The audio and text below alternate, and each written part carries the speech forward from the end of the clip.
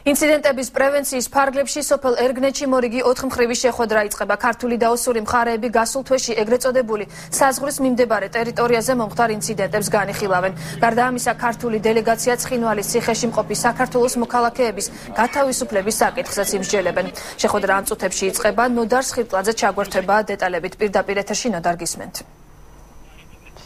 ინციდენტების პრევენციის ფარგლებში მომუშავე ჯგუფის შეხვედრა რამდენიმე წუთია, რაც დაიწყო. ქართული და ოსური დელეგაციები ერთმანეთს ხვდებიან და ეგრეთ წოდებული საზღვრის მიმდებარე ტერიტორიაზე მომხდარ ინციდენტებს განიხილავენ. ერთ-ერთ მთავარ საკითხს წარმოადგენს ცხინვალის ციხეში მყოფ საქართველოს მოქალაქეების შესაძლო გათავისუფლების საკითხი. გარდა ამისა, ორივე დელეგაცია ასევე იმსჯელებს უგზო უკლოდ დაკარგულთა მოძიებაზე.